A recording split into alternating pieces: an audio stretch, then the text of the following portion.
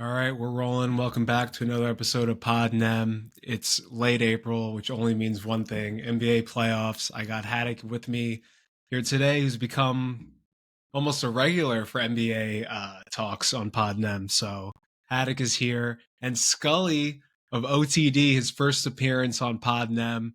Happy Hey, to have you, collab. Skull. Welcome. What's Let's going get it. on? All right, so agenda for this podcast, we are going to break down and go through every round one matchup for the playoffs. Two playing games left, but I don't think that will really play a factor in our picks.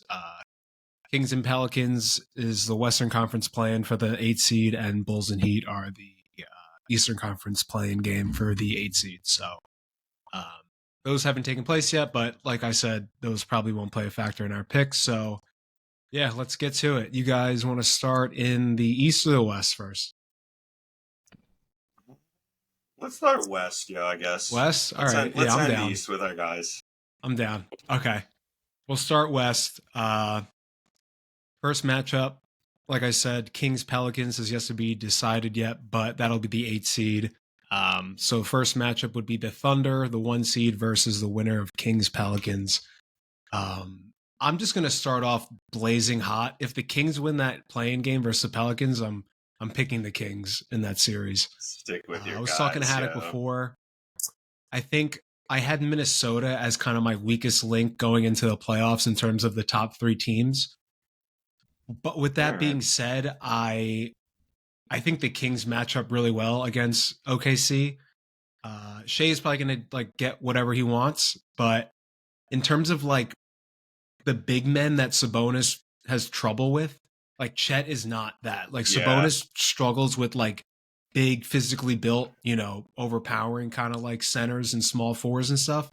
But Chet is not that. So kind of like the defensive liability that Sabonis has kind of become known to be. I don't really think will play a factor because OKC's small as hell too. They have no like front court kind of depth or size anyway. So Yeah. Sabonis Yeah. should actually kind of eat in that sort of matchup anyway. Yeah. The Monk injury sucks and it hurts them obviously, but yeah, I like the Kings honestly in this series. What do you guys think? I'll go first, Tom. I mean, so Zion's just like done. Like there's no he's not playing, he's out. Even if the Pelicans win, like he's out. Yep. So I mean, I definitely like the Kings over the Pelicans if we're talking like to give the OKC a run, but I'll say I think OKC could come out in the first two games at home and kind of look shaky. Like they probably go 1-1, maybe they win one close one, lose one like kind of bad, but then like figure it out, like win in six, like get to the next round. I definitely don't think they're making a run though. Like next round, I'm out on OKC. Like one round win Mm, max, and like for a one seed, that's tough. But they're like the youngest one seed I think ever, right? Or like I'm ever. pretty sure Yeah. ever.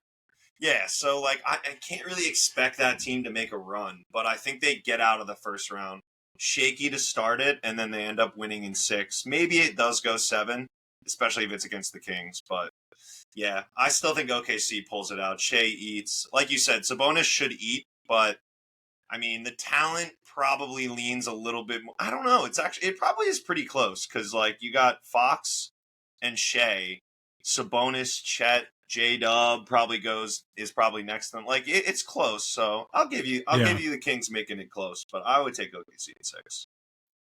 Okay. Fair enough. Yeah, I think I mean I was really interested in the West plan just because of how it could line up for one side of the bracket you get the Nuggets who we're all high on as you should be. They've given us no reason to doubt them, and the other side was just this young unproven team with like a lot of I wouldn't say like deficiencies, but like there are like clear weaknesses. We've seen them kind of get bullied around. We've seen them when Shea is not, playing at like an all NBA level, like they just can kind of like fall into the cracks. Obviously, they have like the right pieces to contend for a long time. But all that being said, I don't like either of these teams against them. I actually think the Thunder crowd is going to be probably the best crowd in all of the playoffs, Yeah, besides maybe some of the Yeah. staples. So I really like that. Um, I think it's an opportunity for Jalen Williams to come into his own. I wouldn't dismiss the Pelicans though that quick. I think if there was one team this year that I couldn't predict in on a night to night basis, it was the Pelicans. I'd go into a game and be like, they're done here, and they'd be up by like 40 on the Kings or whoever. But with no Zion though, yeah, Dude, I just don't see it. Based on last game, like Brandon Ingram has been non-existent. CJ McCollum is he's unplayable. That's what I'm saying. So you have no Zion plus like CJ McCollum and BI who just got benched and like couldn't have played worse in that play-in game. Yeah. So I mean, yeah. At the end of the day, I do think. Let's say it's the Kings. I don't want to spend too much time on this because I'll fade the Thunder later, especially with that Mavs Clips matchup looming. Agreed. I think Sabonis gets his way, but I don't think it's enough. I don't know. Yeah, I would probably go with Scully. I'd probably say OKC in 6. Like, give them a good series. 6, for a first round or for an overall 1 seed to go to 6, I think is always, a little questionable. But we've seen them; they're susceptible to it, and I definitely don't have them going a long way. But they're lucky it's not the Lakers. I think the Lakers, I would have really liked that. But at the end of the day, not to harp on what everyone's been talking about, the Lakers, you can't like lose a play-in game to try and get the Thunder. They did what they had to do. They won. So that's out of the question now, which is good. We can put that to bed. But yeah, OKC against both of these teams for sure. That crowd's going to be rocking. Yeah. All right. Well, good disagreement there. So you two got the Thunder and I have the Kings. I'll say Kings in 7. That'll be my pick. Yeah. Okay. Moving on. Next matchup. This is probably my favorite series in the first round. Clippers, Mavericks for the third time, I think. Clippers won the first time around, right? And then the Mavericks got them the second time around, or they lose twice? No. Clippers got them. Yeah, Clippers got them both. Okay, I thought they may have beaten them. But it was such a young Mavericks were in the Western Conference Finals that year. It was basically the Clippers got Luka twice. I think this is a completely new Mavs team, with the exception of old man Tim Hardaway. But it's Luka with reinforcements going against the Clippers. I think we can all agree this is the most heavyweight first round matchup. Either of these teams could contend Denver in the Western Conference Finals. I think all three of us would pick them over the Thunder, just because of their versatility, their kind of experience in the playoffs. Me and them, we both got the Clips shirt on right now. I got my Boardman Gets Paid. Yeah, I got the claw shirt. But that being said, there's no way I'm taking anyone over Luka right now, especially like in the first round. The guy he should be the MVP. He's on a generational tear right now, and I think he finally has like the right team around him, kind of complementary pieces. Lively and Gafford have been unreal for them. Derek Jones Jr. and PJ have been great, wing defenders for them. And then like Kyrie as a sidekick, like you can see Luka like pass off those game-winning shots, or Kyrie can just go get his, operate in the second unit by himself. Like this team really finally, for the first time in Luka's career, looks so fluid. And I think, shout out, our pod before the season. I think we were all so low on the Mavs, which is really just a testament to why I would have Luka MVP. Like they just showed up out of nowhere. So I'm ready for them. I think this is a serious contender. Not to not talk about the Clippers at all. I'll let you guys chime in there, but I just think this team is absolutely cooking with gas. They've been the best team since the All-Star break. Like every which way you cut it, this is saying Mavs. It opened as Clippers were the favorite, and it has drastically flipped. So I think we're in for a good series. I'm going to go Mavs in 6. They'll win at home. Okay. Okay. Fair. This is so tough for me because when the Clippers got James Harden and they went on that tear when they were like 20-5 and they just looked like the best team in the league, and that's just gone now. And I'm wondering to myself, like, I don't know, can they do that again? Like, can this team just click and sort of like get that magic back? And I'm leaning towards no, because they've been pretty like mediocre to end the season, and you don't really want to go into the playoffs on that kind of note.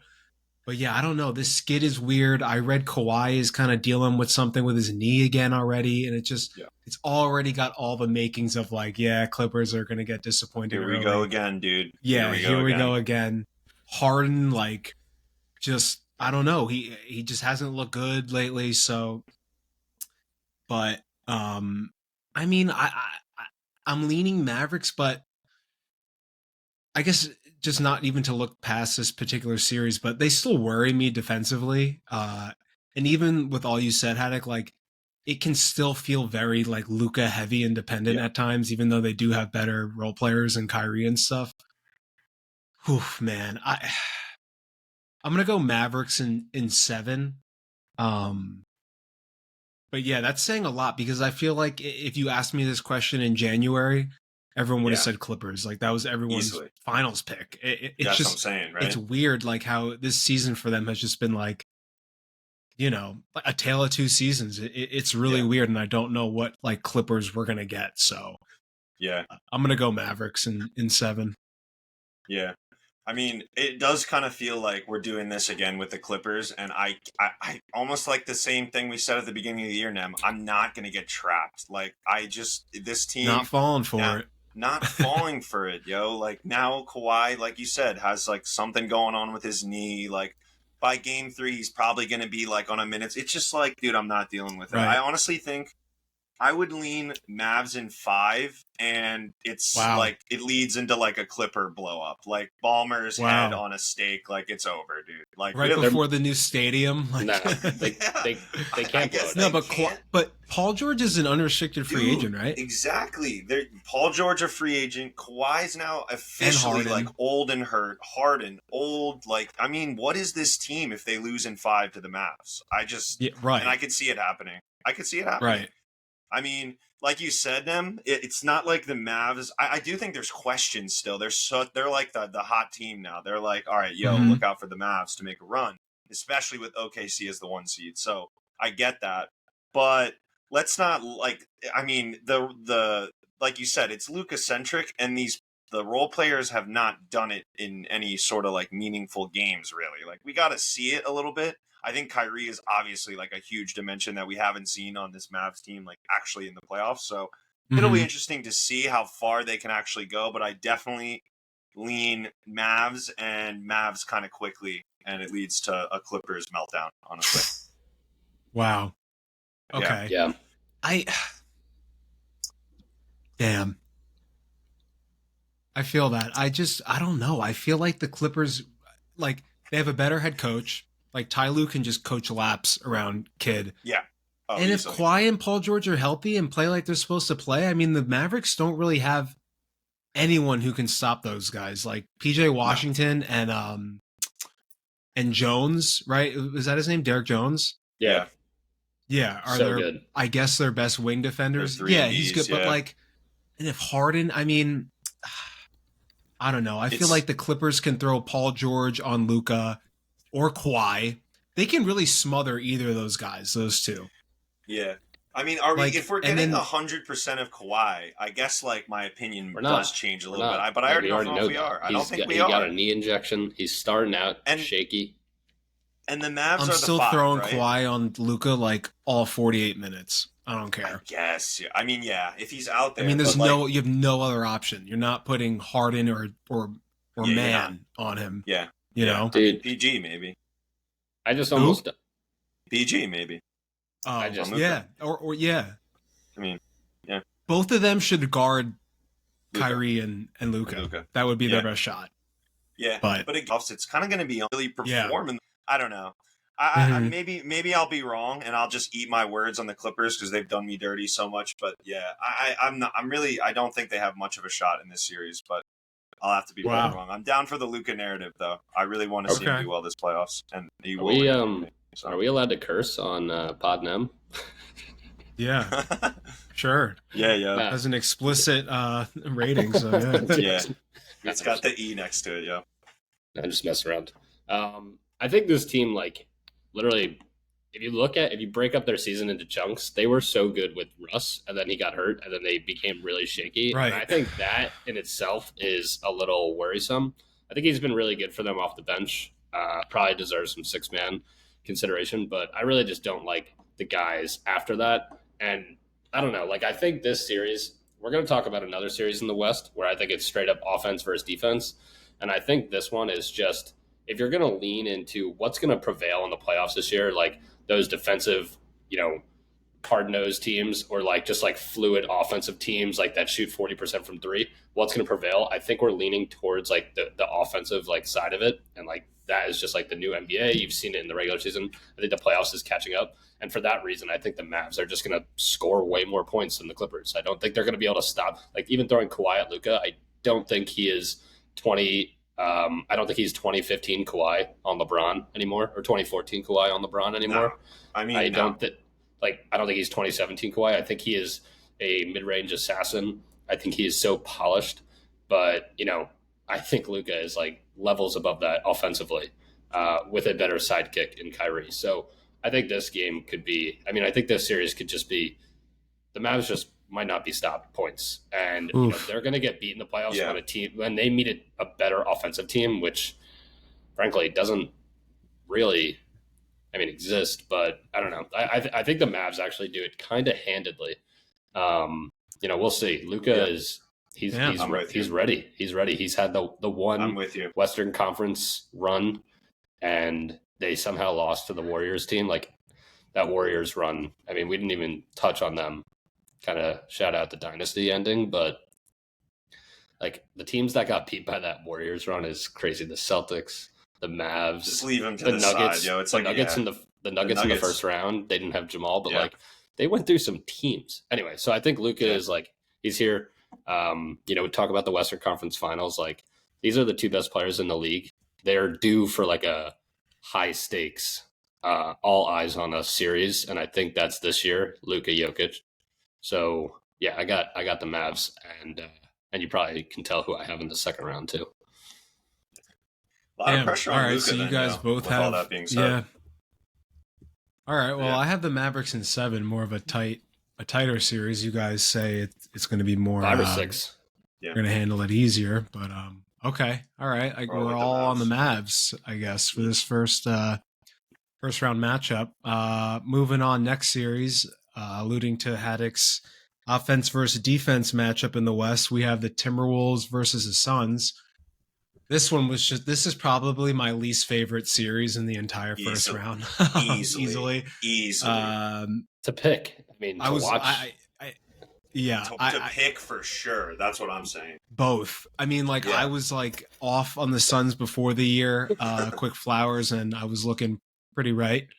And the Timberwolves, I think I've seen this team in the playoffs before, and I think they're for whatever reason, they're just one of the worst coached crunch time playoff teams in the bracket. It's like mind boggling, and Cat's back. That's huge. Their size in theory should be a huge problem for the Suns. The Suns have the worst front court in the league. It's like it's Nurkic and like Bates and is Bol still there? I guess. I don't it's know, horrendous. The Cat should have his 60-point games. You know what I mean? And Rudy should just be like locking that paint down. Yeah. I don't trust the T-Wolves in the playoffs, and I also don't really trust the Suns either. It's just an offensive centric team with really no defense. You never really know what you're going to get out of anyone else not named Kevin Durant or Devin Booker, and that's including Bradley Beal. I don't know. This is a coin flip to me. I'm gonna go Suns in 7 because I trust the pedigree of Kevin Durant and those guys more than Cat and Ant. I just don't think they're ready yet for this. I don't. So I'm gonna go Suns in 7. Yeah, honestly, Tom, you can give your take because mine's going to be quick. Yeah, mine's going to be quick, Nem, because it's pretty much like a complete echo of that. Honestly, I think this is a 50-50, the most 50-50 series, I think, for me. I really am just flipping a coin here. Both teams kind of scare me in terms of, I don't know what we're going to get, but I'll go Suns in 7 just for the pedigree as well. Again, those nightmare flashes of that Laker game, Nem, with the Timberwolves. I can't unsee it. I can't get it out of my head. Dude, I was looking at this game and I was like flashing that. I just like I can't pick the T Wolves, so I'll go nuns. I'll go Suns in 7 because I literally just cannot pick the T Wolves, knowing that Cat could just start pulling from 30, and it's like yeah, like you said, they're the way bigger team. But who knows? Who knows what we'll get? So I'll go Suns in 7. But this to me is straight up a coin flip. I could see either team doing. And I know their defense is elite, but the Suns' offense is also elite, right? Is elite, right? Yeah. They cannot hang with the Suns on the offensive end. Like the Timberwolves' offense can look so just stagnant and like lethargic sometimes, where it's just kind of like Ant, like 1v5 chucking up shots. I mean, there's really not a lot of like playmakers and scorers on that team outside of Ant. It can, and you know, I guess in this case, I'm taking offense over defense. So, yeah. I would too, because that shows in the playoffs. The Suns, it feels like, are just going to get easier shots. And I think that's like super important in this 7-game series. Right. Yeah. So, go ahead, Tom. No, I agree with both you ultimately. I mean, I was high on the Suns coming into the regular season, and they didn't live up to it necessarily. They missed a lot of games. The defense is atrocious. Like, they're winning games because they score 130. Or Devin Booker has 60, or Kevin Durant has 40 on like 80%, whatever it is. And I think that will prevail again with my theme of like, I like the offense here in the West. I think Ant has been like this tantalizing player all year, but I think like if he's like the absolute last minute bucket getter, he can't go toe to toe with Devin Booker and Kevin Durant yet. Like those two guys are unbelievable. And Kevin Durant is maybe quietly, do it for a game. Yeah, like a game. Like, yeah, exactly.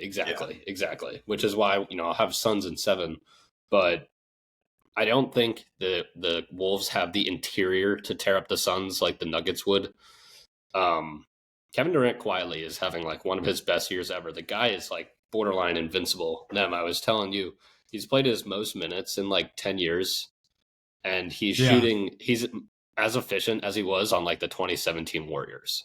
Like the guy, and he had a bunch of quotes this week. He was just like, it's like, how did you not get injured? And he's like, I've been doing the right things, like avoiding, I don't know, he called out some people basically, but it's just nice to see. It's refreshing. And even on this like basically broken team, he's been unstoppable. And I would say, after all this, we're like, are they going to be healthy? Yada, yada, yada. The big three, when they've appeared in 41 games. They've played however many minutes. And in that time, they're the best offense in the NBA. Like, they're a better offense than the Celtics. I know it's like you can pick and choose. You can basically cut it how you like. But, I mean, that's what we were signing up for. So, Beal has had moments against the Kings when they basically clinched a playoff spot. Beal looked incredible. Beal's kind of going into this playoffs like hot, I would say. Yeah. Beal's also going into these playoffs having never played. I mean, he had the one meaningful year. Playoff games. Meaningful playoff games. He had one run. He had one run. Yeah. The Kelly Olynyk year. Yeah. Which was crazy. That's what we're calling it. Well, they lost to literally Game 7 Kelly Olynyk. You're right. But I like the Suns. I think they're like kind of hitting like I don't want to like back up on what we said, but they're kind of hitting their stride right now. So I like them. I don't think the Wolves have the interior to expose the Suns like a Lakers or like a Nuggets, or even like a Clippers kind of would. They should though. I mean, it doesn't get any bigger than the Minnesota Timberwolves. I mean, they pay $110 million. When Cat's hanging out 30 feet from the basket, it doesn't really do them any good. That's the problem with the Wolves in the first place. They pay $110 million a year to their centers, but they don't score from the interior. Like Gobert has. Right. Well, dinks like and dunks. Cat can obviously space the floor, but Rudy can't. So it's just like Cat's just like been relegated to this like wing almost kind of role. And he's like dribbling, doing dribble drives from the 3-point line. It's like, well, that's not your game. Like taking dudes off the dribble, like from the 3-point line, Yeah. I know. And it's worked it obviously worked this year, but I know. I guess it's just not Boogie Cousins AD vibe. Right. And I don't trust that enough to pick them. And I know their defense is incredible, but I just feel like they're going to have a really hard time hanging with the Suns on offense. I mean, What was your guys' official pick? So Scully, you said Suns in but 7. In how many games? In 7. Seven? In 7. That's what I have. Yeah. What do you have, Attic? Suns in 6. Okay. Word. Okay. All right. We're all on the Suns, and I absolutely hate it. Yeah, If they played that's anyone else, I'd pick the other team, but it just so happens to be the one other team in the West that I'm even lower on. No, So Yeah, genuinely. I would, the if T-Wolves it's are- the 8 seed, I would the agree T- with that, Nem. I would pick any other team. T-Wolves are winning so Right. easily. Yeah, T-Wolves in 5. I'd honestly be shocked, but okay. Yeah, I would too, but now that we all Yeah. pick the Suns, I won't be. Moving on to ESPN's favorite matchup, Nuggets Lakers. Just can't get enough of this one. Yeah. I'll keep For this good short reason, and bro. sweet. I got the Nuggets in 5. They barely scraped by New Orleans. It took a Zion hamstring Zion with getting hurt. 4 minutes left in the game for them to like squeak that out. They didn't really look all that good. Like Zion was pretty much just torching them, and AD and LeBron, like they finished with okay numbers, but honestly, LeBron looked like old in that game to me. He was like, I don't know, he looked like he was just kind of lost his step a little bit. I just don't see a world in how the Lakers can compete with the Nuggets at all. So I'll give the Lakers a game, just like maybe like a D'Lo crazy pop game, like he kind of did in the play-in. So yeah, I got Love it. Nuggets in 5. Love it. Go ahead, Tom. Yeah. I mean, I don't have much to say on this one either. We just saw it. I think some of those games were so not like fluky, but they came down to some weird things at the very end. And any one of those games last year could have gone the other way. But at the end of the day, like the Nuggets really own them. I don't think it's going to be much different. I'm glad they're playing them early. I don't know. I'm like the dumbest take of all time was the Lakers should lose so then get a better path or whatever. It's like you have to play the Nuggets no matter what, or you have to play a team that beat the Nuggets. So you can, like in the series last year, LeBron truly looked gassed at the end, like playing those Nuggets. Like he played like 45 minutes one game, but you were not getting the LeBron that you saw like that obliterated the Warriors or the Grizzlies early on. And I'm kind of worried we're going to see that sooner. I already threw my hands up, said we saw the best of LeBron's playoffs probably. Maybe I'm doing a little nice reverse jinx here, but I mean, the Nuggets, they're the team to beat in the whole league. I don't think they're going to go down to this kind of rickety. I think the Lakers look good. Like I could see them breaking a few series, like could go their way, but I don't think this is a matchup that favors them in any way. Jokic is at the peak of his powers, and yeah, like Nem said, I'll take 5. Yeah. I'll try to keep it short too. I mean, I'm also taking Nuggets in 5. I think all of your guys' points again kind of echoed. So yeah, Nuggets in 5 is my pick. I will say though, to your point, Tom, of like the Lakers trying to avoid the Nuggets, you're gonna have to play them anyway. Why not just play them now? I mean, if the Lakers do, let's say, like in a different world of my actual pick, which is Nuggets in 5, if the Lakers do win this series, I will say they immediately then become like probably the favorite to come out of the West, if not the Mavs at that point. Like it's them, OKC, the Mavs, if they do win this series. So Yeah, I mean, I don't know. They're the favorite now, and they're going to stay the favorite. I don't think nothing's going What? to change. They're the favorite to come out right now, and they're going to be the The favorite. Lakers?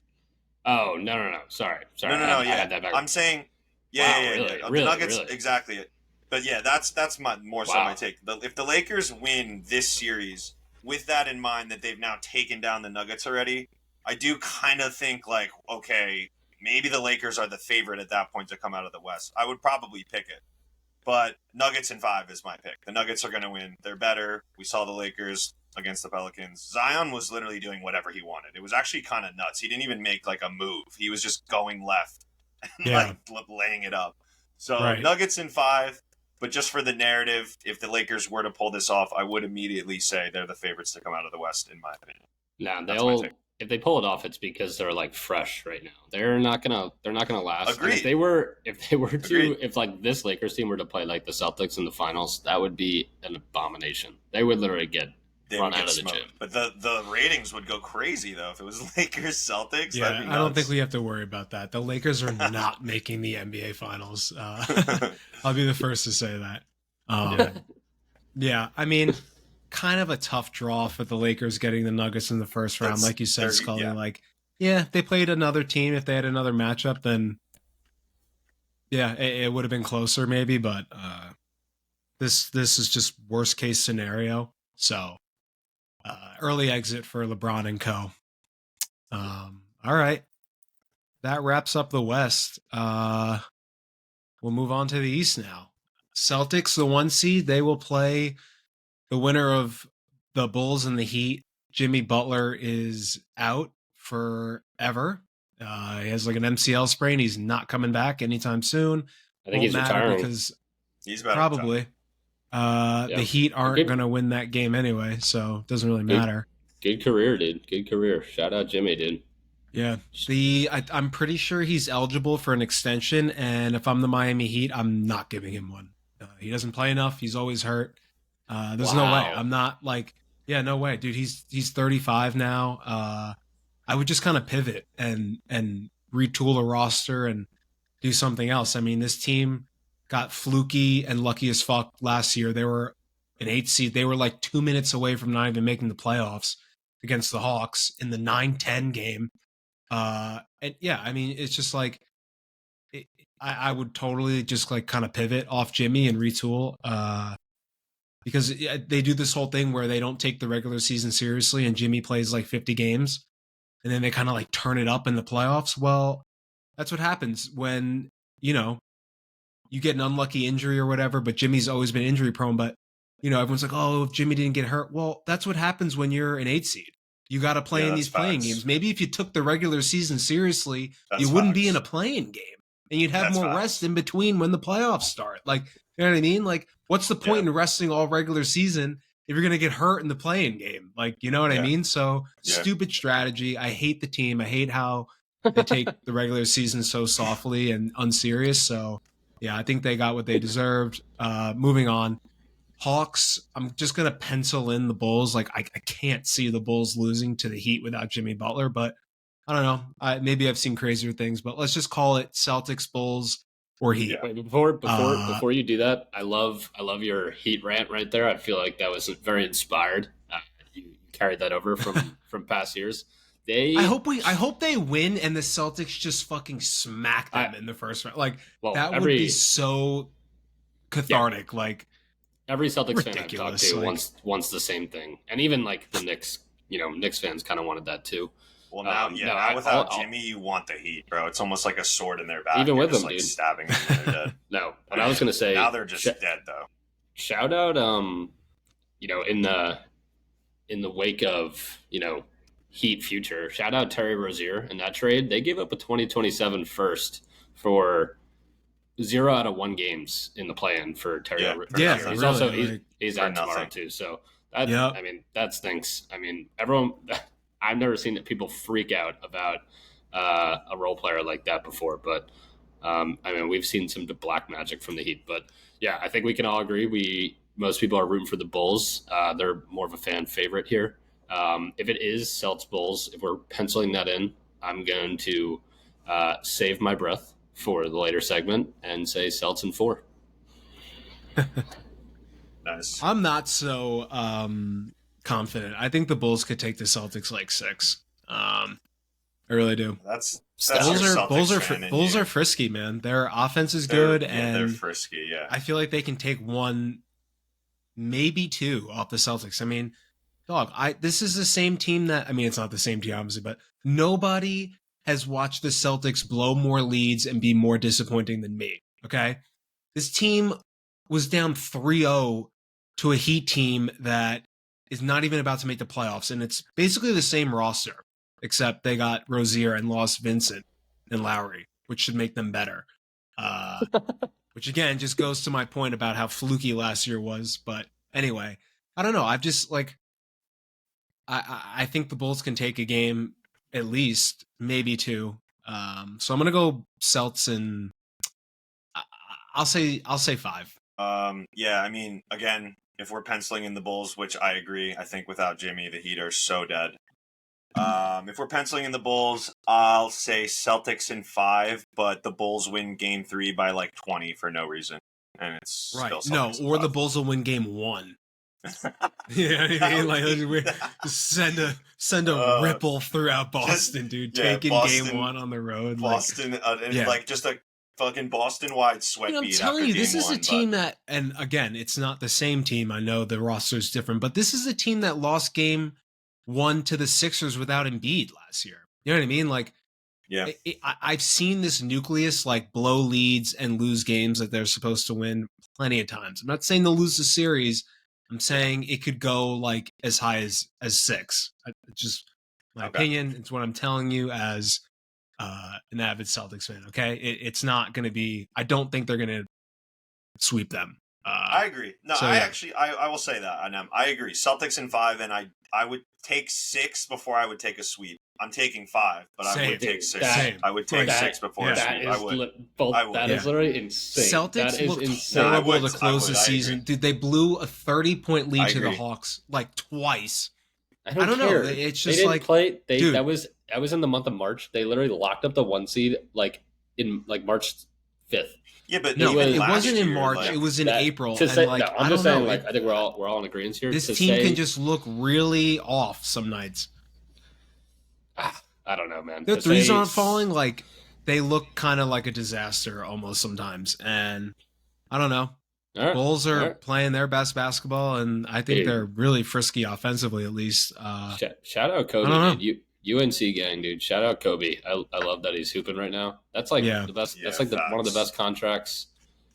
I mean, he looks so good. The Knicks just played the Bulls 3 times in the last like 8 games, and he was unguardable, literally. And I'm very confident in the Knicks defense, and so I do think he'll have a nice series. But Vooch is horrible.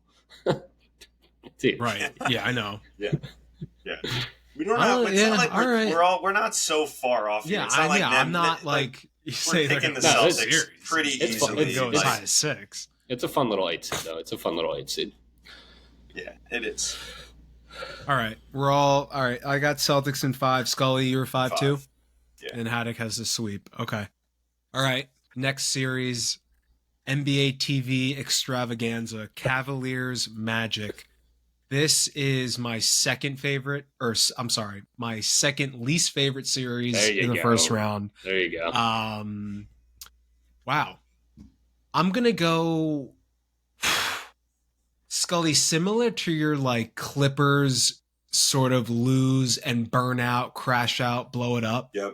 I'm going to go that route, but for the Cavs. So I'm taking the Magic. And I can see the Cavs just losing another like heartbreaking series like they did last year versus the Knicks.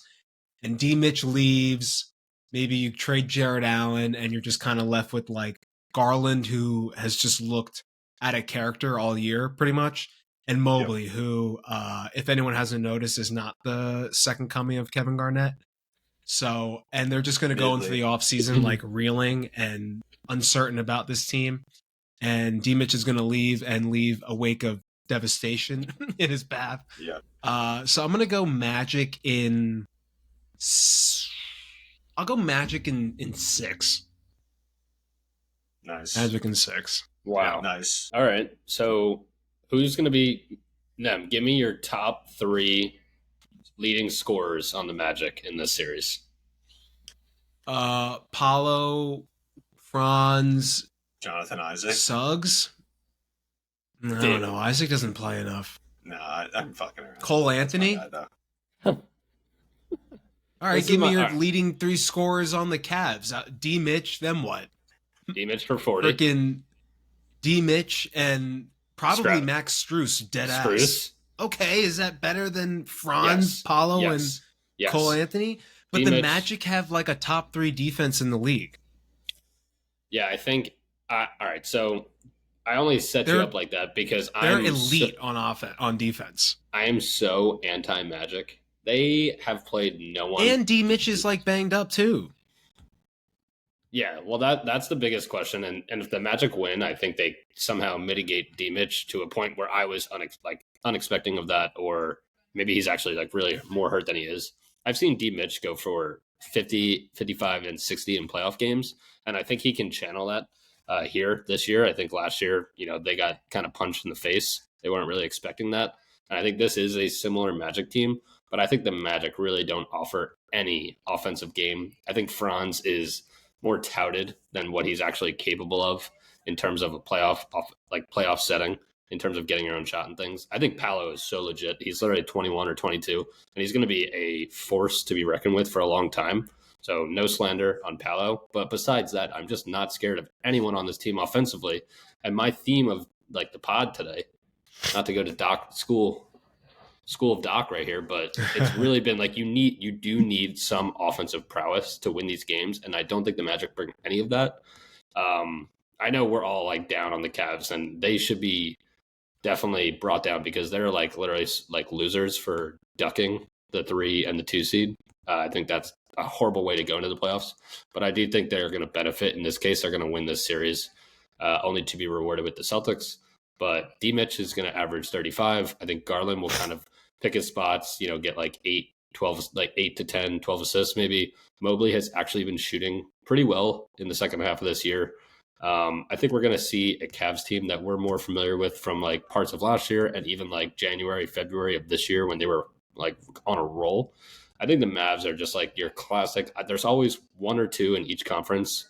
I always point to that Knicks 2021 season where they just tried hard every game in the regular season. They're all like, there's just teams like that. And I think that's what the Magic are this year. I'm so off this team. I don't think they have anybody on the roster to really create anything of substance besides Paolo. And that's that. And Mobley, I actually think can, run around with him. So I think this is going to be people aren't expecting that. I think the Cavs are going to win in like 5, honestly. Like they're going to actually get right, look good. I'm really buying back in and doubling down. And then I think they're going to have their hands full later on. So I'm not, really betting on them on the long term, but I'm just so anti-Magic right now. I don't think this team is really that good. I think they kind of backed into a very shaky, injured East. And I'm off. We'll see. Wow. All right. Wow. It's going to be me and Nem against you then, Tom, because I could not agree more with Nem's take. In my notes, Nem, I literally wrote 4-5, look out for the blow-ups on both series. Because I agree. Like, I think both teams are looking like the Clippers and the Cavs now are looking at this series where it's like, damn, we lose in 5 and our whole franchises might blow up after. Because I think I think Magic could win in 5, yo. I'm so different off that. Wow. I think Magic in 5 because, D-Mitch is hurt, and that's a huge factor, obviously. But I also kind of I don't even know if he's kind of shown some playoff series, some playoff games where he kind of goes ghosty. And the Magic's defense can force that, I believe. And I don't know. Also, the bigs, like you're talking about Mobley, I think Mobley's about to get absolutely cooked by Paolo. I don't know if he can really run with Paolo. We'll see. But Wendell Carter, I would love to see how those Magic bigs hold up with the Cavs bigs. Dude, Magic fans want Wendell Carter gone. All right, but let's see how they hold up against the bigs because the Cavs fans wanted them gone after Mitch Robinson babied them. Like, I just want to see something from those bigs.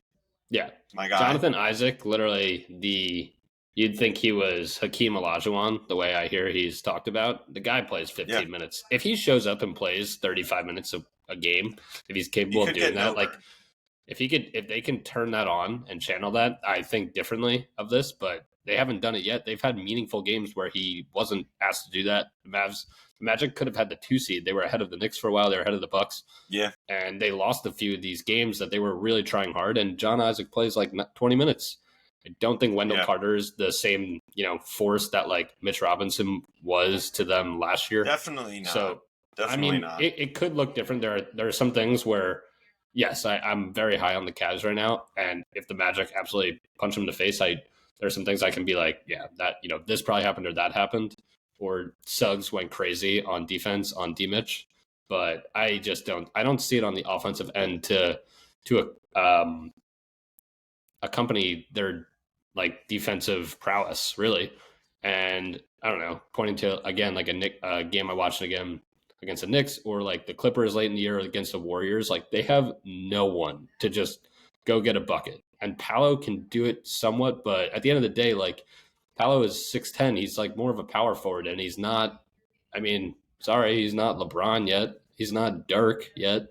I mean, I don't know. I think it becomes really, really hard for them to create offense late. And I don't see them like elevating in the playoffs. I see them kind of getting exposed to then like learn more about themselves. And this team is super young. Like they're going to be fine. Yeah. I just don't think this is the year. I think the Cavs are so incredibly desperate. Can I not correlate though? Sorry, Nem, real quick. I feel like for the Cavs offense, it could struggle as well in terms of them consistently getting good shots. A lot of it to me feels like it is honestly on Max Strus to like make some big threes, like stretch the floor, and then I'm looking at that like Max Strus, like yeah, the Cavs could easily fall under the same sort of spell that you're talking about, Tom, where it's really hard to get shots. And they kind of, to again sort of correlate them to the Clippers in a way, I sort of feel like this Cavs team is reminiscent of like those old Clipper teams where you got like clearly two guys down low that are just for layups and dunks. Then you have a shooting guard, you have a point guard, like clearly defined positions, Garland and Mitch. And then you have a very strong lack of like positionless basketball. And that's where Paulo's going to thrive. Like, who's really going to be guarding him every possession? Is it going to be Mobley? Is it going to be Strus sometimes? Yes. He's probably bigger than Strus. He's probably quicker than Mobley. I just think he eats. And that's where I'll take my X factor being Paulo over my X factor being Max Strus. And that's kind of where I see it right now. So I'll go Magic in 5. Well, he's not the X factor. He's literally the primary option. Strus is like the third or fourth or fifth option. True, but like, then can I say Franz Wagner is your X factor? He's your second. I mean, yeah. If you have, I mean, that's like Knicks territory. It's like one option and then 4 X factors. I mean, I don't know. Like, the same though. The Cavs are the same. Yeah, they can really feel that way too. Honestly, like that's what I'm saying. Yeah. I'm betting on. Go ahead. I think I'm just like I'm just. So I have Magic in 6. It's more a function of me being so low on the Cavs rather than me being so high on the Magic. You know? Yeah. So I think LeVert is more of like the X factor kind of. I don't know. I think this team. Yeah. Again, this is kind of 50-50. Like we said, this is a pretty 50-50 series. Yeah. And I would bet on the more desperate team right now than the team that doesn't truly like. One has literally never seen. Did you know Gary Harris is in the NBA? Yeah, he's the starting shooter. Yes, dude. Like that's the problem here. All right, but they might be desperate. They got called out because the Cavs wanted to play them. If you want to go that route. Yeah, narrative. I think that I like what you're saying there. I think that generally never really matters after the fact. I think that what the Cavs did is so they're soft, honestly. Yeah, it's bitch. But I do think it'll work out for them this time. But I mean, you want to talk about like literally end for what? Because if you want to talk about future, they still are going to blow it up. D-Mitch is out. Yeah, you're probably right. That's true. And then I mean, I'll roast them going into next year if they don't have D-Mitch because I think he's capable of that much and more. So we'll see. Yeah. All right. So Scully and I have the Magic, and Haddock has. Yeah, man. I'll be excited to read the papers because I don't know if that one's going to be on TV. We'll have to find out. Yeah, that'll be a YouTube one. Yeah. Right. I'll watch it. Hopefully either way it just goes quickly towards the other team. Like if one team wins the first two, hopefully either way it's just them in 5. No, that'll be the worst for the Celtics. It just lingers for so long. Yeah. Celtics sweep, and then this one goes to like a nasty 7. Unreal. All right, moving on. Next matchup in the East in the first round is Bucks Pacers. I'm telling you right now, I smell blood in the water with Milwaukee. I'm taking the Pacers in. I'll go 7. They're definitely without Giannis game 1. I don't know how many games they're going to miss him. Is he expected to play in this series or not?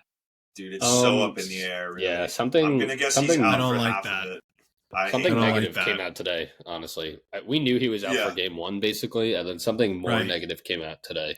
That was basically it's bad news. It's bad news, Bears. Yeah. So, I mean, with that being said, I mean, like, I just haven't seen it from Dame this year where I trust him to carry that Bucks team without Giannis. I mean, historically, if we're talking about like, Dame as little as 2 years ago, you're like, oh yeah, I'm still taking the Bucks. Like, this is Damian Lillard. Like, it doesn't really matter who else is on the team. But I'm not there anymore with him, and I just don't think he's there anymore right now.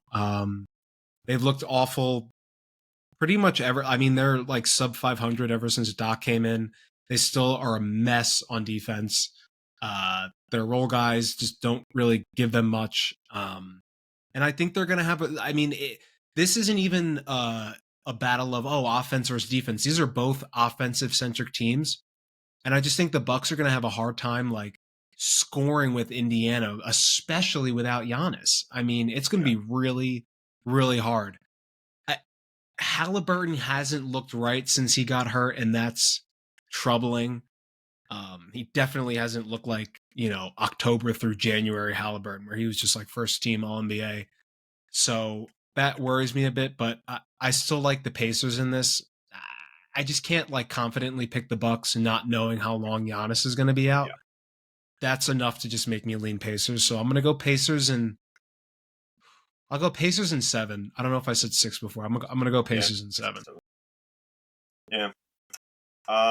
I mean, I don't know if you're going to go this route, Tom, so I'm not going to like call you out too soon, but Giannis being hurt is like giant. Like I would not be saying this. I wouldn't be as confident in my pick, which is the Pacers. If Giannis was playing, I probably would take the Bucks if I knew Giannis was 100% healthy all the way through. Yep. But he's not. He's not. So with that, I'm pretty much like I have a few things behind it, but I'm really pretty much just taking Pacers in 6 because of that. Now, I definitely don't like the matchup for the Bucks, even if Giannis was playing. I think Dame can probably get you a game of just pure offense where he's just on fire. And I mean, it's just a Dame game. He's just going to win you that. Mm-hmm. I definitely think he can get you one of those. But can he get you 2? Can he get you 3 probably is what you'd need to win the series, at least 2. If Giannis isn't there, I think Dame can probably give you 2 of those for 2 wins, and then you lose the other 4. But, I mean, I don't know. If Giannis was healthy, I probably would take the Bucks. I'm going to go Pacers in 6. I will say there are some interesting matchups if you just go player by player in this series. Like, I feel like Miles Turner, Brook Lopez is an interesting matchup. Those guys kind of like, if you're Miles Turner, you probably look at Brook Lopez as like, that's the peak of like your archetype of player. So that's a pretty big matchup. See who dominates the paint between those guys. But yeah, I mean, I just don't think the Bucks have enough. If Giannis is hurt, Dame can give you probably 2 games of going crazy, get you 2 wins, but Pacers in 6 when it's all said and done. But if Giannis is hurt for only game 1, comes back game 2, my mind would probably be changed pretty quickly, and I'd lean Bucks in 7. But with what we know now, I'm sticking Pacers in 6, and I'm just going to stamp that. Yeah, I like that. I really, really, really wish that Giannis was fully healthy for this because I would still it's just a bummer, right? I mean, I would still pick the Pacers. I figured you would, but it is just a bummer overall. Like, I'd rather see him play. Like, I'd rather see the full squad, no matter what. I mean, yeah, he's one of the best players in the league. Yeah, the Bucks are an absolute mess. We've been saying it literally all year. I loved their coach last year. His name was Mike Budenholzer. I'm not sure if you guys remember him. Then they hired this other guy, Adrian Griffin, for like 30 games. They actually were like really good. 2 seed. Yeah, they were like 30 and 13, really good. Yeah. And they hired this guy, Doc Rivers. Like he coached the Celtics one time. They're literally such a mess right now. The vibes could not be at an all-time lower. And I honestly think, like, I know players make their own decisions and the doctors make decisions, but if you're the GM of the Bucks, you should just be like, yeah, Giannis, you're out. Go to Greece, train. We cannot afford you because this is the KD injury. If you like from 2019, that is facts. This is the KD injury. It's a calf strain, and then what happened to KD? Yeah. He tore his Achilles in the finals, and that was way less stakes for the Warriors because KD wanted out anyway. He was going to go bring it to Brooklyn, yada, yada, yada. Giannis is literally like probably 20% of the Bucks valuation at this point. They need to be so safe and secure with him. I would not be surprised if he doesn't play 1 second. And with that in mind, I'm taking the Pacers in 5. I literally think the Bucks are so bad. And the reason I'm so high on them is I think Middleton will do his thing. I think the Bucks will basically shoot the lights out for one game. Five is crazy. 5 is crazy. I'll see what I write on my official ballot when we do our brackets later. But I wanted to make a strong point here that I really, really like the Pacers. I like how they line up. And honestly, my favorite player in the whole series, I think I've shouted him out every time I've been on Pod Nem. My boy Aaron Nesmith is an absolute maniac. I think he is such a good basketball player. And he is going to literally Dame is going to be Pacers role so players lost. are so much better than the Bucks. Like so much better. Dude. Yeah. TJ McConnell night is and day. TJ McConnell literally is the most efficient player in the league. Yeah. He's so good. It's night and day. Yeah, that's what I'm saying. It's just like, and Skull, you were saying like Dame could give you 2, 3. I think he can give you maybe one. Maybe one. That's the one. I don't know. Yeah, like I'm betting that Giannis is out the whole series. I do not think he's going to play. I think I totally agree, Haddock. I feel like the season's already been a wash for the Bucks. Like, why fight it? You know, like why rush back? Yeah, I mean, like for what? You're not going anywhere. The team's a mess. Like, take the off season, get better bench players, get Doc a full off season. Like, they're going nowhere this year. So I wouldn't risk it at all. Yeah, I mean, that's a good point, actually. Are the Pacers the favorite to win the series? No. Yeah, they are right now. Yes. No, they are right now. They're the betting favorite? Yeah, they're the betting favorite. Because Giannis is being out. I mean, like, I've kind of been following it, and I took them when they were the underdogs, but then like this Giannis news keeps like kind of like tiers of it come out, and now they're like not heavy favorites, but they're like minus 150, like minus 120. Oh, 50! Holy shit! Yeah, like it's leaning Pacers. And I don't want to be that's a little nuts. Like that's kind of crazy. I mean, the team sucks, and they don't have their best player. Yeah, minus 150 for a like. Have we seen something like this?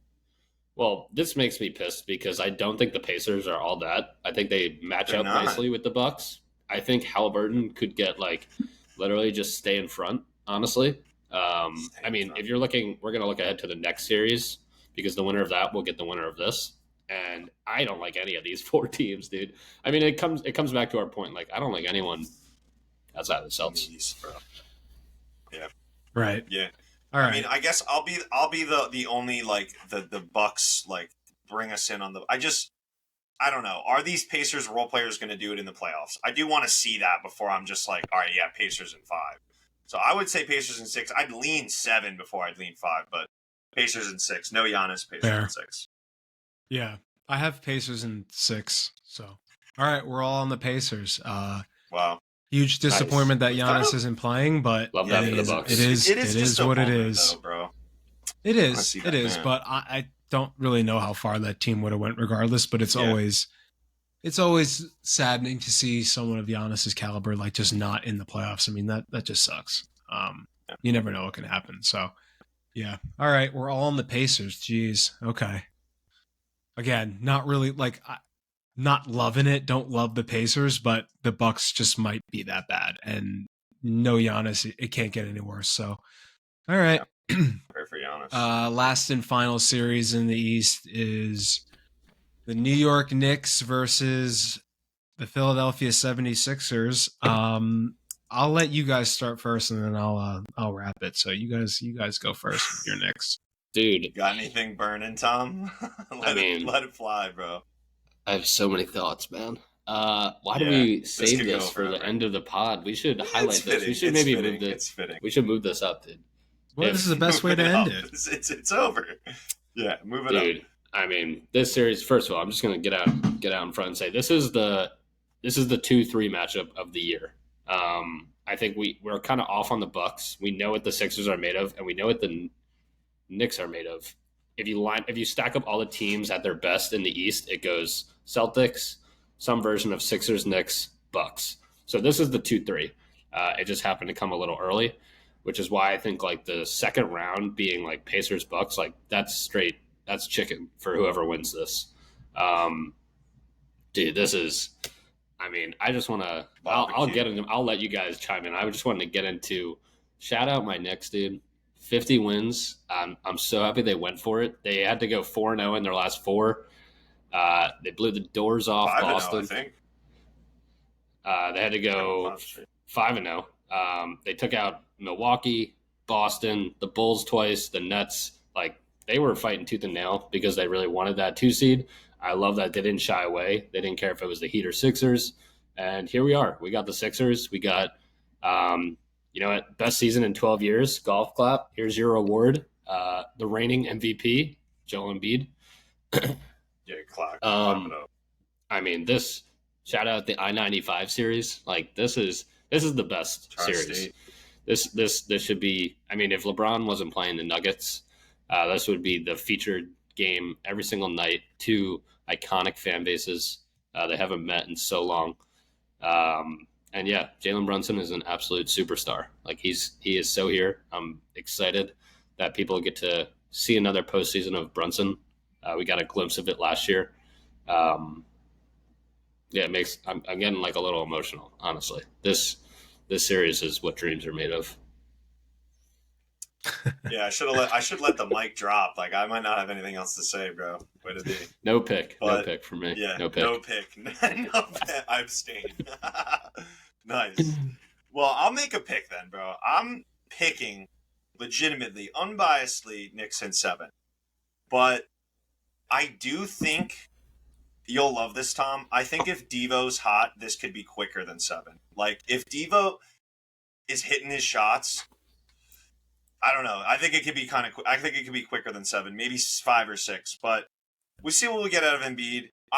As we were just talking about Giannis, I'm assuming we get Embiid for 7 here. Like, he's back, so like we're getting him, and we're getting all of him. Like, pause, but yeah, like, I'm assuming we get all of it. We get Embiid, and it's not Embiid off 1 foot. And with that, I mean, he's clearly the best player in the series. I love Jalen Brunson, but Embiid is the best player in this series. So it's going to be tough. It's going to be, like you said, this is probably the next best team left after the Knicks, if we're going to say that the Knicks are the true 2. So that sucks that we got to play him first round. But similarly, like I said about like the Lakers narrative, like, fuck it, let's just get him out of the way now, win, and then we have all the vibes going into the next rounds, whoever we do end up playing, whether it's the Bucks or the Pacers. But yeah, I really do think Knicks in 7, and I think for me, it mostly comes down to depth. Like, the Knicks are far deeper, and we always say playoff depth is so much less meaningless than regular season depth, but it's pretty stark in my opinion. Now, we just saw Nick Batum go crazy for what? Like, I can say, like, I'm sure you guys can. Yeah, I mean, does it scare me? A little bit, yeah, a little bit, honestly. Like, why? Why did that have to happen? But if you take out that, I think the Knicks are clearly the better team, bench-wise and depth-wise.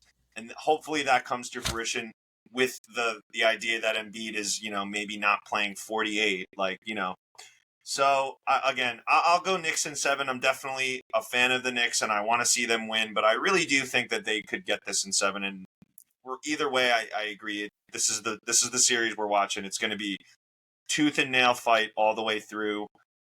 The first 2 games are huge. I do think if they lose one of those first 2, it becomes very important that they get game 3, which you don't want to put yourself in that situation. So let's not let Embiid come out and drop 40. Let's not let, honestly, Maxey come out and drop 40, which to an extent scares me a little bit more because we don't have as good of a matchup for Maxey as we do Embiid.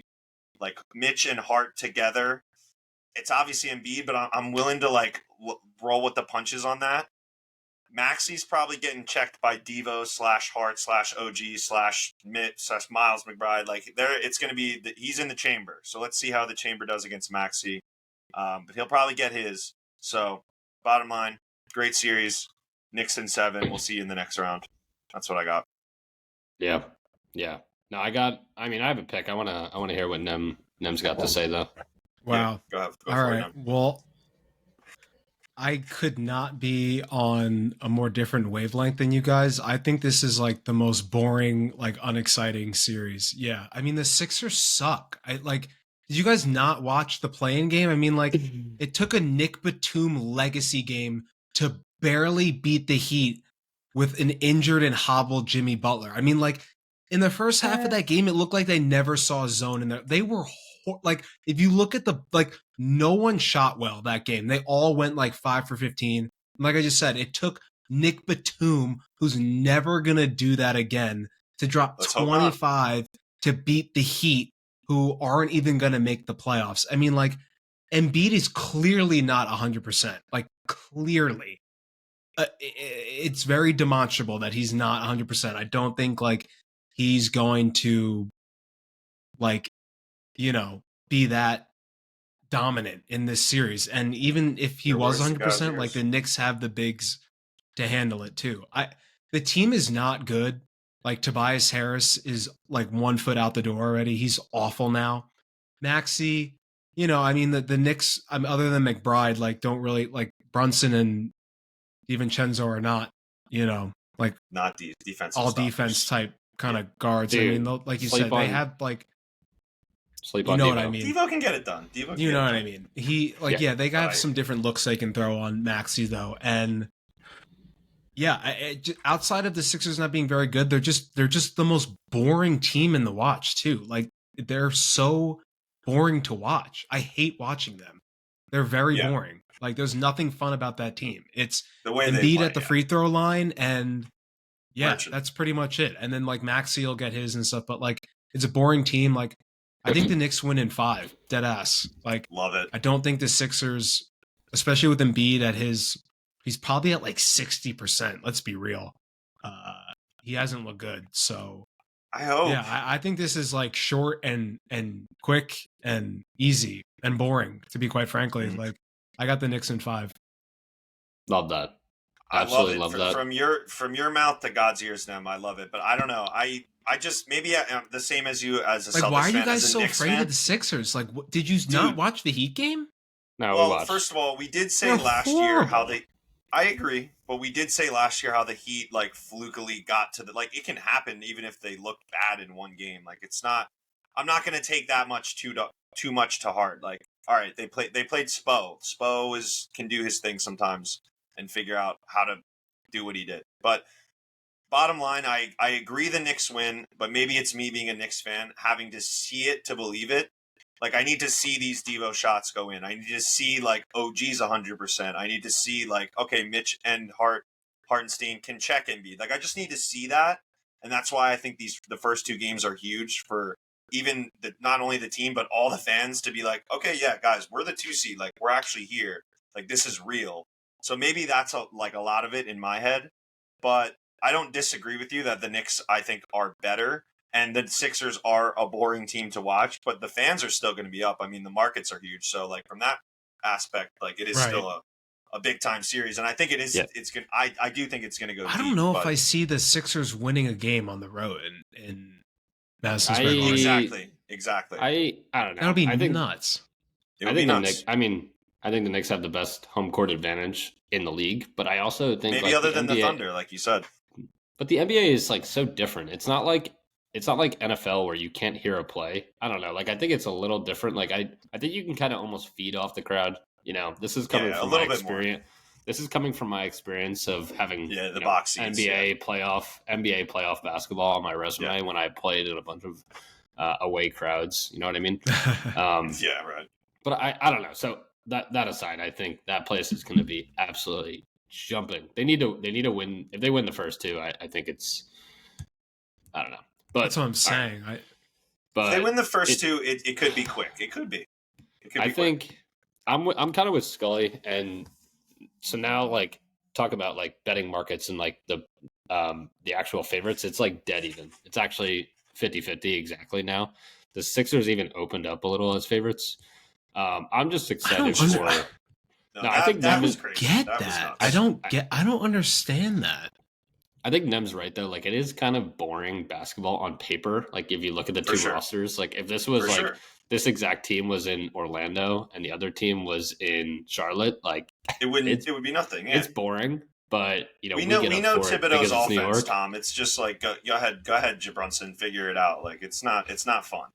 But at this point now, I think Tibbs is getting his guys and Brunson is getting his guys that he can, like, Brunson has become such a good passer, honestly, like playmaker out of the double. He gets doubled so many times from Spo, really. That's why we were more afraid of Spo. I think Nick Nurse can bring the same kind of coaching energy that Philly is not exactly used to. At the end of the day, I'm going to take the Knicks. I'm going to take them in 7. I think this is like a hard-nosed, like just punch you in the mid type series. I think Embiid kind of breaks down by the end. I could even see the Sixers holding a lead at one point, maybe 1-0 or 2-1 or whatever it is. But ultimately, like the Knicks get it done. I think Dante should be in the running for most improved. Like think about the Knicks, like they're getting the absolute most out of guys that are on their third, fourth, fifth teams at this point. iHeart is about to get like a real deal. Like whether it's with the Warriors Knicks, definitely could have used DiVincenzo this year. That's the Warriors. For sure. Dante DiVincenzo he's getting paid like $13 million. He's basically the third best. So I'm saying the Warriors could have used him this year. Like they really missed him. Like actually. Oh yeah, dude. I mean, this was an aside. I've been talking to Scully. He just broke the record for Knicks threes. He made 283 threes. Yeah, it's ridiculous. Dude, he changed my life. Steph Curry made 400 in multiple seasons. That's just like unheard of. Anyway, yeah. So he learned the method, and he's here to stay. And then, OG, I don't have to talk about what he's done. Him and Brunson are like something crazy, like 20-3 together. Yeah, I think Embiid ultimately like kind of breaks down. Like he'll have his game, he'll have 40. He'll get a game where iHeart basically fouls out, or Mitch has to play and Mitch can't shoot free throws. Whatever it is, like Embiid will take advantage of that, and that's how they'll win a couple of these games. I'm also weirdly scared of Buddy Hield. Shout out his playoff debut. But yeah, what'd he do? A whopping load of nothing. Well, last game because Batum. Yeah. I think I'm saying those Sixer role players are so vastly, I feel like, overhyped, overextended, and I just don't really like expect them to do much in this series. To be honest, like I think, like you said, it's like you said, it's going to be punch in the mouth ugly. Like, yeah, I think it's going to be punch in the mouth ugly, and like on the Sixers are on the receiving end of that. Really, yeah. Well, maybe Precious will get some time. Seriously. Dude, maybe feel like I mean, he probably will. I mean, like you said, like Hartenstein and like Mitch, like one of them is going to foul out covering Embiid. It's just it's inevitable. But you got that. That's what I've said this to Tom. Like we really have like the Knicks have 12 fouls from the center position. Like it's fine. Like literally go out there and just hack. Like whatever. Yeah. Although Embiid is going to do that a fuck ton. Obviously, he's a merchant. We know what he's all about. But a narratives aside, also you talked about the doubles and shit, Tom, that Brunson's going to see. I like for the Knicks' favor that the Sixers guards are like kind of small along with Brunson. Like they're not really going to. He's like because I have seen Brunson at times struggle against the double when at his stature he has trouble kind of like looking over the double team and getting those passes. And I don't really think we're going to be. The Sixers don't have the personnel for that. At least I don't think they do. Maxey, Lowry, like they're not going to be like doubling Brunson to a point where he's actually uncomfortable. So, yeah, the Knicks could really like shred it up on offense. But again, all I want to see is those jump shots, those threes from the corner go in. Like Brunson will find the guy, they'll be open. And OG, Devo, Hart, McBride. Like, let me see those shots go in, and then I'll believe the Knicks could win this in 5. Just need to see for it the first time. I mean, for the first time in this playoff run. I mean, think about all the different combinations the Knicks have had, but like we've never had 2 corner knockdown shooters. It's been like Grimes for a little bit or Quickly for a little bit. RJ cringe every shot. Literally, like shout out Alec Burks. Like it's never been just like perfectly symmetrical. And the way the Knicks play the offense is just like Brunson head down, iHeart on the elbow with Josh Hart as just like an intermediate passer on either side. Then that trickles out when he gets doubled. He's become such a good passer to either iHeart or Josh Hart, and they're such a good second passer to Devo and OG in the corners, and that has just it like literally everything. It shines a light on how good, not good, but simple Thibodeau's offense can be when you have like a superstar point guard. Yeah. And like Devo, literally, they're both unreal from the corner. Not to mention everything else that they bring. So I totally agree. I think that I don't know how much we're going to do on this pod, but the Knicks are they should be the biggest threat to the Celtics. They should be the only ones in the East that could actually get a game on the Celtics, I would say. Yeah. Agreed. That's fair. Yeah. Yep. So we'll see. Let's see how. All right, so I have Knicks in 5. What do you guys have? Knicks in 7. I'm going to say 7. 7. Too scared. I'm scared. I'm the same way. I'm too scared. I'm going to go Knicks in 7, but Knicks. Fair. Let's Respectable. All Let's right. go, man. Well, that wraps up the first round matchups for the Let's get NBA playoffs. Do you guys get want to just rattle quick finals picks real quick? Yeah. Don't gotta like, explain it or Yeah. but I Or got. like any hot takes Yeah. along the way, basically. Yeah. yeah, I mean, we'll do more episodes and stuff as the No, we have to playoffs go on. But let's do a round one round recap recap? for sure. Yeah. yeah, Yeah, for sure. yeah. But yeah, I could I say mean, I got. I'll Do we real all quick. have Celtics Nuggets though? Yeah, I was going to say. I bet you we all have Celtics Nuggets. So my only other take, other than Celtics Nuggets, is like I said. I think if the Lakers beat the Nuggets first round, I'll say they go to the Western Conference Finals.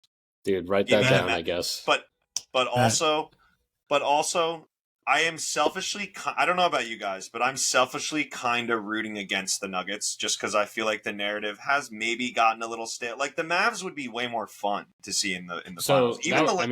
that was my thing. I think I'm Yeah. for the sake. So we do like our bracket challenge, and I'm really leaning Mavs. I don't want to buy in because they could actually lose in the first round. But Yeah. I do think they're the type to just like literally score more than the Nuggets. And I think the Nuggets are kind of getting penciled in too much. I think the West is really competitive overall. Like the Celtics should absolutely be penciled in. They really have no reason to lose this year. The Knicks are competitive, but they're kind of like on the way up. The Celtics are plateaued at the top. This is their team. They have this year and next to just get it done. As for the West, I think the Nuggets. I don't think it's a cakewalk by any stretch of the means. So I'm kind of leaning Mavs. I think that would be an unreal fun series. And I think So it would Luka just be is more basically fun, yeah. Luka is following the LeBron trajectory like perfectly. 5th straight first team All NBA, and he's gonna have to get his one finals run where he loses. That's just the nature of the NBA. Tatum did it. Everyone does it. You know. Not Jokic, I guess, but all these superstars do it where they make their push and then they're just short and then the team has to reinvent themselves. So that could I'm just leaning like, is it time for the Mavs? Is something weird going to happen? Something fluky? I don't know. I think they're going to meet in the Western Conference Finals, but that's basically like my mini finals. That sounds dumb to say, but I'm just so excited for that series because I'm just the East outside of my Knicks fandom. Nothing in the East gets me hype like that. Yeah. Agreed. All right. Yeah, I don't really have any like hot takes right now. I feel like for the most part, like especially the East, it's pretty chalk this year, honestly. I mean, I can't really like last year I was all over the Kings and stuff, but like I'm not gonna pick the Kings again to like make the finals or Western Conference Finals. So Good. yeah, I mean I just have Celtics Nuggets finals. I don't really have any hot takes specifically. It's pretty chalk to me, honestly, just looking at it. But anything can happen. Yeah. I mean, let's maybe it's a hot take to say OKC goes to the Western Conference Finals. I wouldn't like Might it be could at still this point. It really might be at this point. I think it is. Yeah, I think you're right. But fuck it. Yeah, maybe I'll do that in the bracket. We'll see. We'll see, bro. All right. Sounds good. All right. Well,